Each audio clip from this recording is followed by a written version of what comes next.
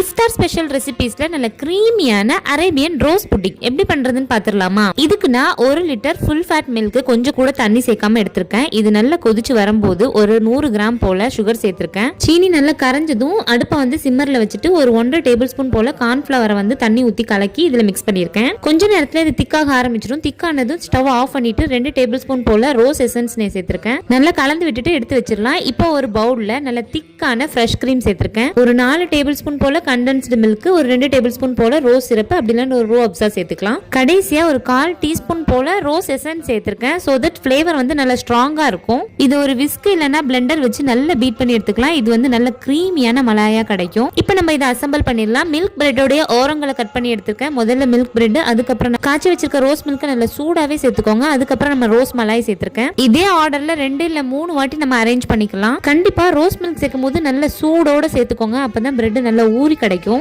இதுக்கப்புறம் நமக்கு இஷ்டமான நட்ஸ் எது வேணும்னாலும் இஷ்டத்துக்கு நிறைய தூவி விட்டுக்கோங்க. நான் பாதாம், பிஸ்தா, ரோஸ் பெட்டல் சேர்த்திருக்கேன். இதை அப்படியே மூடி வச்சு ஃப்ரிட்ஜ்ல ஒரு 4 to 5 hours செட் பண்ணி எடுத்தீங்க அப்படின்னா ஒரு செம்ம சூப்பரான ஒரு சிம்பிளான டெசர்ட். ரொம்ப ஈஸியா பண்ணிடலாம். பண்ணிட்டு கொஞ்ச நேரம் ஃப்ரிட்ஜ்ல வைக்க வேண்டியதுதான் வேலை. அவ்வளோ ரிச் அண்ட் கிரீமியா இருந்தது. கண்டிப்பா இந்த இஃப்தாருக்கு இந்த ரெசிபியை ஒரு தடவையாவது எல்லாரும் ட்ரை பண்ணி பாருங்க. ஸோ இந்த வீடியோ உங்களுக்கு பிடிச்சிருந்தது அப்படின்னா கண்டிப்பா மறக்காம எம்மி ஃபுட்டிக்கு சப்ஸ்கிரைப் பண்ணிக்கோங்க. தேங்க்ஸ் ஃபார் வாட்சிங். அஸ்ஸலாமு அலைக்கும்.